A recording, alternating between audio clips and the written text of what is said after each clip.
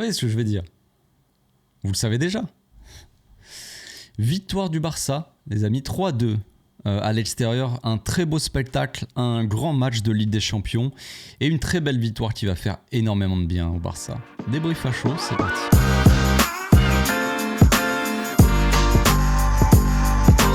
Au passage, n'hésite pas à nous rejoindre si c'est pas encore fait et à partager la chaîne autour de toi, ça fera plaisir à tonton. Un beau petit match, franchement il s'en est passé des choses surtout en deuxième mi-temps, même si la première était plutôt de grande qualité, j'ai envie de dire, surtout côté Barça. Parce qu'on a eu un Barça qui avait cette volonté de moins jeter le ballon, de un petit peu plus sortir court, moins se précipiter, avoir plus de contrôle dans le match. Il y avait vraiment cette volonté-là. On avait dit, on l'avait vu en tout cas que Flick, c'est ce qu'il avait dit, c'était un petit peu plein de ça. Il avait dit, on manque de contrôle par moment, on jette trop les ballons, tout ça. Donc toute l'équipe à peu près a compris ça. On avait une défense centrale qui relançait plutôt bien. Je trouvais qu'Inigo, en première mi-temps, il a fait des passes d'une grande qualité. Tout ça pour rendre le ballon, donner le ballon sur l'égalisation du 2-2.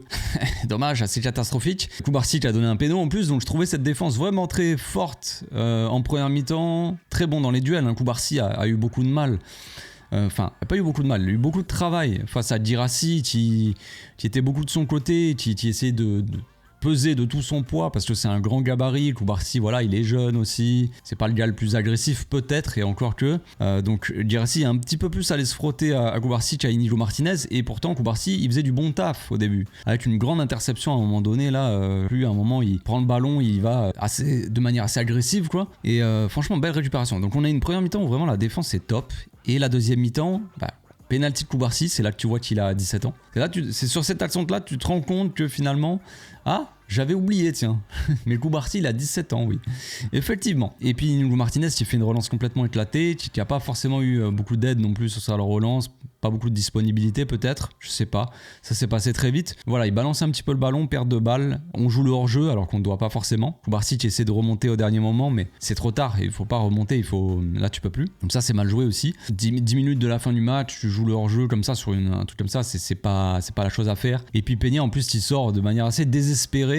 Voilà, le fautif c'est pas forcément Peña, je dirais plus que c'est Inigo qui fait une mauvaise relance. Après Iñaki Peña, voilà, il a trop l'habitude de sortir maintenant et il a cru qu'il était goal volant. Donc mais bon, ça se finit bien grâce au sauveur. Le numéro 7 espagnol a mis 2 buts qui rentreront pas forcément dans la légende parce que c'est pas forcément des buts. Par exemple sur la frappe de Fermín Lopez, là si Fermín avait marqué directement, ça aurait été magnifique, ça aurait été un très beau but. Mais le numéro 7 de l'équipe du Barça a eu le mérite d'être bien placé en renard des surfaces ou en requin des surfaces, si je puis dire. Il était bien placé, qui a pu mettre au fond pour marquer son premier but de la soirée. Puis le deuxième, c'est un bel appel, c'est surtout une très très belle passe de Lamine Yamal. Et bon, après le contrôle de ce fameux numéro 7, on n'en parlera pas trop, il est complètement éclaté, mais il a frappé croisé face à Kobel, qui est un des meilleurs gardiens actuels quand même. Puis voilà, il a donné la victoire. Donc dans l'ensemble, on est assez satisfait. Il y avait un 11 de départ, un 11 type, donc un 11 de gala, j'ai envie de dire presque. Flick avait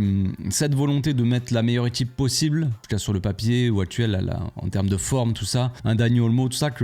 Dani Olmo, il a fait une bonne première mi-temps dans le contenu. La deuxième, j'avais l'impression qu'on le voyait un petit peu moins, et pourtant il a fait une passe décisive pour Rafinha. Donc plutôt intéressant, mais ouais, on a trouvé un petit peu plus Olmo dans l'axe. On a joué un petit peu plus court aussi, ce qui fait que on avait aussi cette volonté de trouver les milieux de terrain, c'est peut-être pour ça aussi. On avait moins cette volonté de balancer devant depuis même la défense. Inigo qui souvent fait des transversales soit sur Lamine Yamal, soit même qui essaie directement de faire partir en profondeur Rafinha. Rafinha qui a fait un bon match, encore une fois, le Rafinha en mode Ligue des Champions, mais un Rafinha qui m'a un peu gonflé. Dans le sens où la première mi-temps, comme je l'ai dit, on a cette volonté de la part du Barça et de la part du coach, c'est une demande du coach qui se plaignait de ça justement, qui voulait plus de contrôle dans les matchs et moins constamment jouer long. Et on a Rafinha qui fait constamment des appels de balles, donc ça c'est bien. Se faire des appels de balles, ce n'est pas uniquement pour avoir le ballon, c'est aussi pour libérer de l'espace pour ses coéquipiers. Ce n'est pas uniquement tu fais un appel, tu reçois le ballon automatique, sinon Baldé il aurait arrêté le football. Ce Baldé il a passé son match à faire des appels, il était seul dans son couloir, personne lui donnait le ballon, absolument personne. Il faudra ouvrir un dossier là-dessus parce que il le boycotte ou c'est comment. Je pense que Baldé là après ce match là, moi je suis à la place de Baldé, je me pose des questions. Je sais que Baldé c'est compliqué,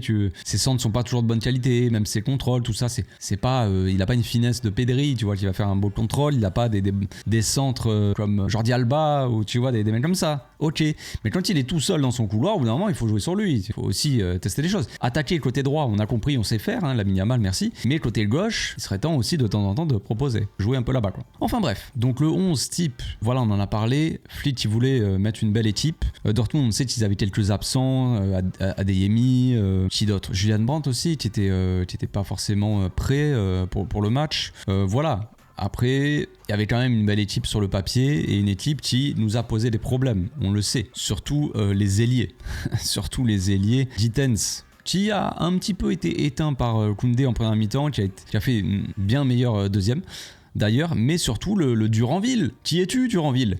Encore une pépite belge. À chaque fois, les Belges nous sortent des pépites plus belles les unes que les autres. C'est incroyable. Mais très très beau match de Duranville sur le côté qui a donné beaucoup de fil à retordre à Baldé. Hein. Baldé qui a eu beaucoup de travail parce que c'était pas évident. Très très rapide, très technique. Fait les bons choix. Souvent en première mi-temps, Baldé s'est fait bouffer. Hein. Donc voilà, le Dortmund a été dangereux et puis a fini quand même par marquer 2 buts. Voilà, c'était un match, on le savait, qu'il allait avoir beaucoup de rythme. Ça s'est vraiment décanté en deuxième mi-temps avec 5 buts en une seule mi-temps, c'est pas rien, c'est du sacré spectacle, c'est un match digne de la Ligue des Champions, et voilà, fallait répondre présent. Voilà, c'est dommage pour Lewandowski, qui a eu peut-être quelques petites actions en début de match. Maintenant, il fallait que le GOAT rentre pour donner la victoire. Le sauveur, me parlez pas de Lionel Messi. Je sais pas si je dois citer son nom, parce que je sais qu'après, ça va faire débat, mais est-ce qu'on a le droit de le dire ou pas? Est-ce qu'on a le droit de le dire? En vrai, moi je m'en fous. Il est rentré, il a été utile pour le coup. La dernière fois, il est rentré, il a marqué un but. On n'a malheureusement pas gagné le match. Cette fois-ci, il a marqué 2 buts pour être vraiment sûr qu'on allait gagner le match. Parce qu'au début, un but, ça suffisait pas. Hein.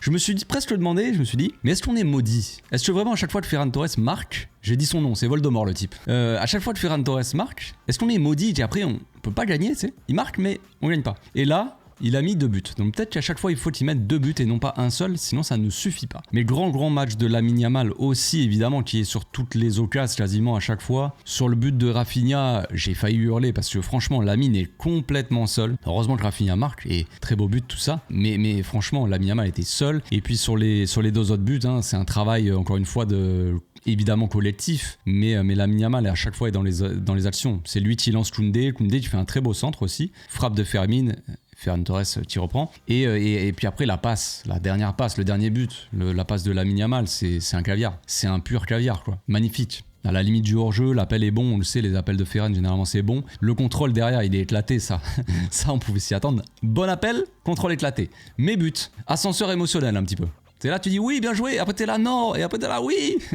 Tu sais pas trop sur quel pied danser, mais finalement, la soirée se finit bien, donc t'es satisfait. Que dire aussi du match des milieux de terrain? Voilà, on a parlé un peu de tout le monde. Niachi Peña, il a fait ses arrêts aussi, même si sa sortie, on pourrait considérer que c'est une dinguerie. Mais avant, faut pas oublier non plus ses arrêts qu'il a fait. Et puis là, sur le coup, il a vu l'autre partir complètement seul, il s'est dit, vas-y, je vais sortir. Bon, je lui en veux pas, Iñaki. En fait, les mecs comme ça, qui n'ont pas forcément un niveau excellent, et qui peuvent faire des erreurs, je leur en veux pas parce que tu le sais déjà. Si c'est le meilleur gardien de la terre et tu fais une dinguerie, t'es là, frérot, qu'est-ce que tu fais? C'est pas normal. Si c'est Niachi Peña qui fait une dinguerie, tu te dis ouais, bon, c'est pas grave. Avant, il a fait quelques arrêts, c'est mitigé, mais vas-y, on prend quand même. On est content.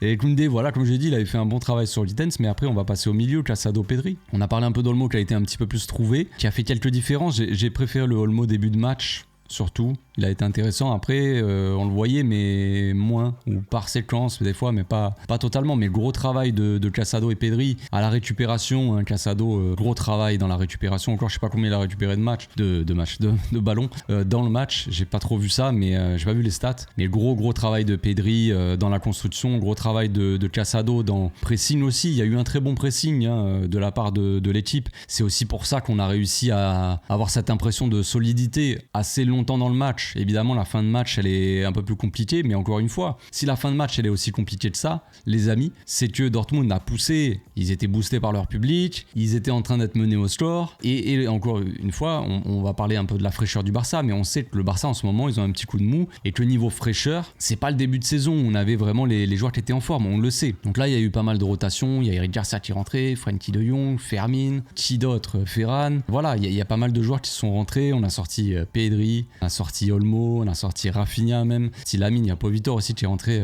toute dernière minute. Voilà, il y a eu une grosse rotation quand même, enfin grosse rotation. Ils sont sortis assez tard, mais d'un côté, le contexte du match, la physionomie du match fait que tu ne peux pas forcément les sortir avant, d'un côté. Donc voilà. Je pense qu'on peut être satisfait, ça va faire du bien au moral cette victoire. On sait que le Barça en Ligue des Champions, ils sont en mode Ligue des Champions, on l'a vu dès le début du match, on a senti un Barça qui était différent des derniers matchs de Liga, clairement. On a vu vraiment une grosse différence. T'as l'impression que voilà, c'est un soir de Ligue des Champions, donc on se met au niveau de la Ligue des Champions, tu vois. C'est un petit peu dommage qu'on fasse pas ça en Liga tout le temps, mais peut-être que les joueurs choisissent un petit peu leurs efforts entre guillemets pour parce qu'ils sont pas assez frais, quoi, tout simplement. Voilà, mais en tout cas, pour le moral des joueurs, ça va faire du bien de gagner un match comme ça, parce que sachez qu'en plus le Barça, vous avez dû le voir peut-être après le match, mais on est passé 2e au classement, on est juste derrière Liverpool qui a gagné tous leurs matchs, on est bien classé pour le moment, on sait qu'on va avoir des matchs, encore une fois, très compliqués, contre l'Atalanta Bergame, contre Benfica, finir cette phase de groupe,